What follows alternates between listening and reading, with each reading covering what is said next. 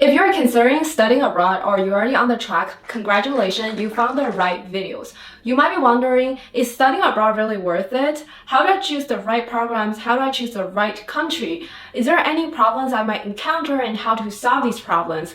As someone who studied in China, United States, and Australia, Switzerland before, I'm going to share with you everything I have learned regarding to studying abroad, and these experiences can definitely help you to make the right decision and be prepared for this amazing journey. How do I choose the right studying abroad programs? There are so many studying abroad programs out there. The short-term programs are usually the one that last 2 weeks and led by your home university's professors. And the most common studying abroad program is the one that takes you to another country and study at the local university for half or years. And some long-term programs could span multiple years where you end up getting dual degree from the collaborative school agreement. In today's videos, I want to focus on talking about the first two types of programs because they're more common.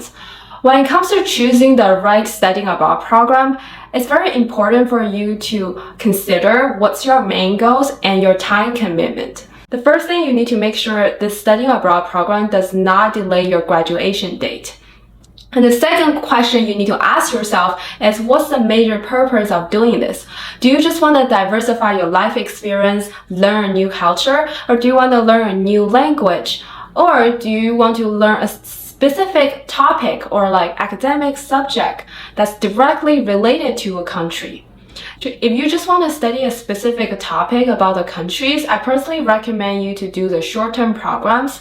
I've done one before. People also call them academic travels. I went to Poland to study the Holocaust history, and I spent a couple months at my home university learning about the histories.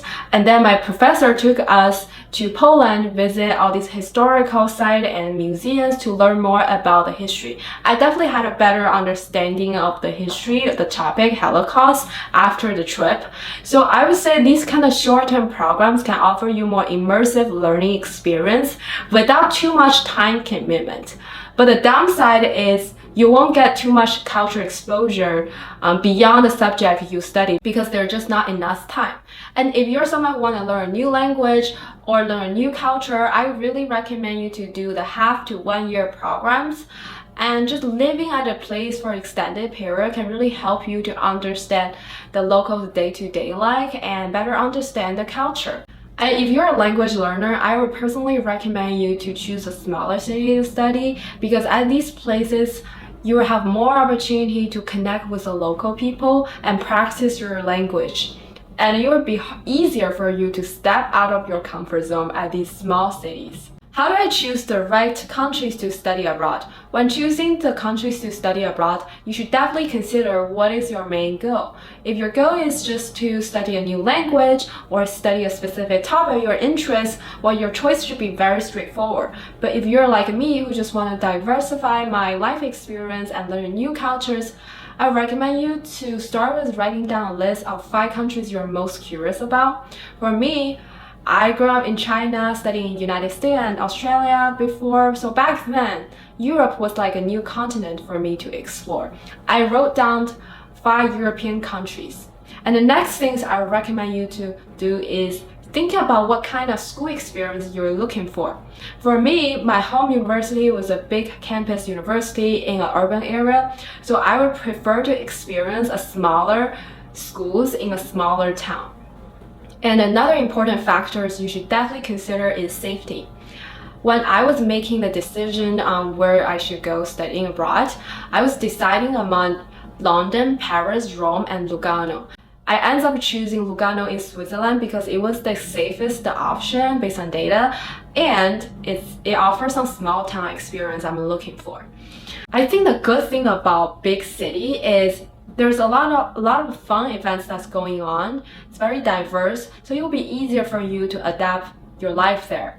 But the downside is sometimes these big cities are not that safe, and also it would be harder for you to step out of your comfort zone and really immerse yourself in the local culture. The good thing about smaller cities is they're usually very safe and it's easier for you to connect with the locals and make friends with the locals there.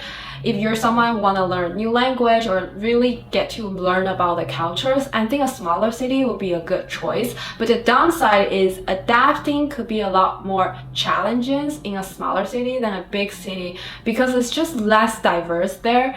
And for me, it took me a long time. Like, I couldn't find any hot pot place at Lugano back then. So there's always pros and cons in both choices. What are some problems you might encounter while studying abroad and how to solve these problems? For more details, please check the video here. And in today's video, I'm going to talk about the most common one, which is loneliness. It's super easy to blame all the external factors like no friends, no family members, and also like the locals are not welcoming for our loneliness. But our happiness really depends on our mindset. The first tip I have for you is definitely choose a dorm over a single room or a single apartment, because your roommate or your housemate are gonna be the people who are on the same boat with you, and no matter how it goes later, you guys will be the people who support each other in this foreign country at the beginning stage.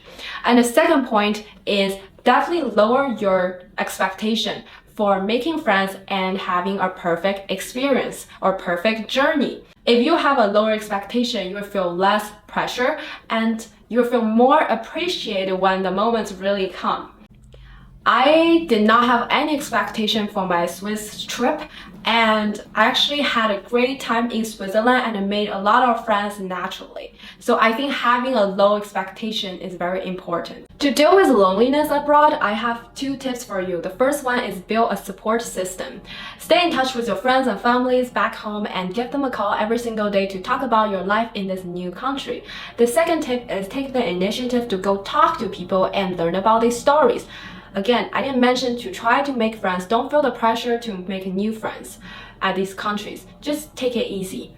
And back then, I met nice people and also mean people. But how I treat these interactions is I treat every interactions as an opportunity to practice my English and Italian. With that mindset, I never feel like my time will waste or have the pressure to make new friends. Especially when people are not respond nicely to me, I don't take it personal.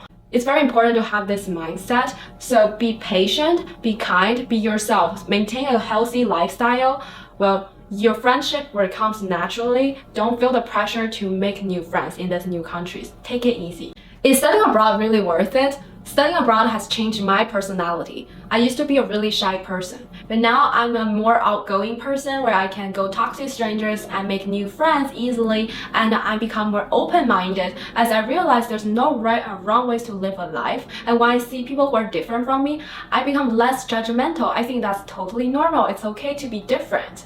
So I think studying abroad has brought me a lot of new insight. I hope you found this video helpful. If you like the video, please give me a thumbs up. And if you want to learn more about studying abroad or moving abroad, please check my channels and subscribe. I will see you next time.